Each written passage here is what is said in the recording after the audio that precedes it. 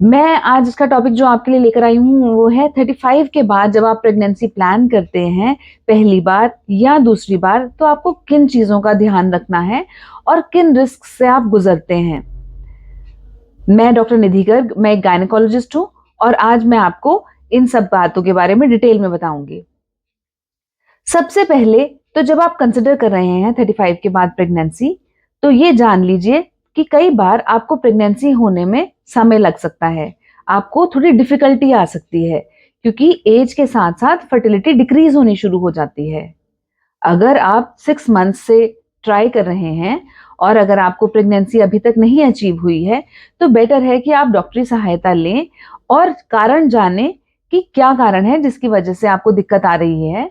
कई बार minor treatment करने से ही आपको प्रेगनेंसी इजीली अचीव हो सकती है। उसके बाद कई चीज़ों के रिस्क हमको रहते हैं। जब 35 के बाद की एज में लेडी प्रेगनेंसी करती है, तो उसके जो ओवरीज हैं, वो एज अप होनी शुरू हो जाती हैं। एज अ रिजल्ट एग्स भी एज अप होने लग जाते हैं।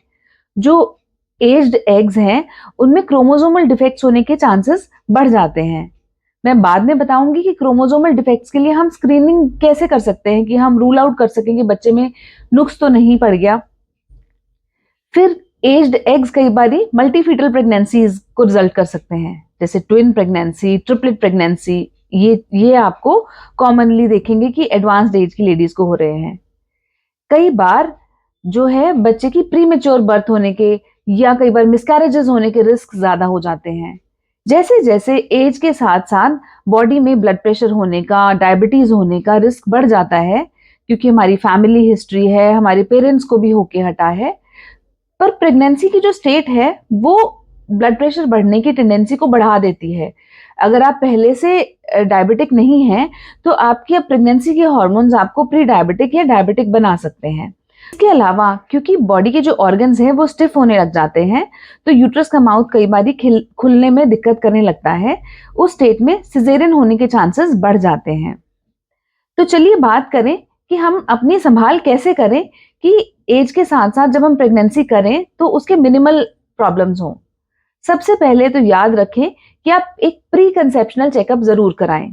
प्री कंसेप्शनल चेकअप में आपके डॉक्टर आपका थायराइड स्टेट, आपका जो क्रोमोसोमल डिफेक्ट्स होने के चांसेस, आपकी फैमिली हिस्ट्री, आपके डायबिटिक होने के टेंडेंसी, ब्लड प्रेशर होने की टेंडेंसी और एक बेसिक ब्लड इन्वेस्टिगेशंस करके जान जाएंगे कि आपकी हेल्थ का स्टेट क्या है, ताकि आपकी प्रेगनेंसी में कॉम्प्लिकेशंस कम हो। उसके अलावा जब आप प्रेग्नेंट हो गए हैं, तब आप अपने रेगुलर एंटीनेटल विजिट्स के लिए जाएं, क्योंकि समय समय के अनुसार डिफरेंट टेस्ट होते हैं जिससे कि हम बेबी की प्रॉब्लम्स जान सकते हैं और आपकी जो बॉडी है उसकी प्रेगनेंसी के साथ एडजस्टमेंट कैसे हो रही है इसको जान पाते हैं। साथ में आप जब अपना न्यूट्रिशन और डाइट इसका बहुत स्ट्रॉन्ग ध्यान रखें, क्योंकि आपको प्रेगनेंसी में वेट गेन बहुत ही संभाल कर करना है। इरेगुलर, इरेटिक ईटिंग और अनमाइंडफुल ईटिंग से बिल्कुल बचें। आपको बहुत ध्यान रखना है, आपको कॉन्शियस ईटिंग करनी है, ताकि प्रेगनेंसी का जो ग्रोथ है, जो आपकी बॉडी के ऊपर जो असर आ रहा है और जो बच्चे के ऊपर असर आ रहा है, वो एक बहुत ही बैलेंस तरीके से आए। इसके अलावा अपने आप हेल्थ केयर प्रैक्टिशनर से कुछ आप इन्वेस्टिगेशंस तो वो रेगुलर करेंगे ही, प्लस आपका डायबिटिक होने की टेंडेंसी जानने के लिए आपका शुगर स्क्रीनिंग टेस्ट जरूर होना चाहिए। इसे फिजिकली एक्टिव रहें, रेगुलर एक्सरसाइज करते रहें, क्योंकि आपकी न्यूट्रिशन के साथ साथ एक बॉडी की एक्सरसाइज भी एक लॉन्ग रन में बहुत अच्छा रोल प्ले करेगी।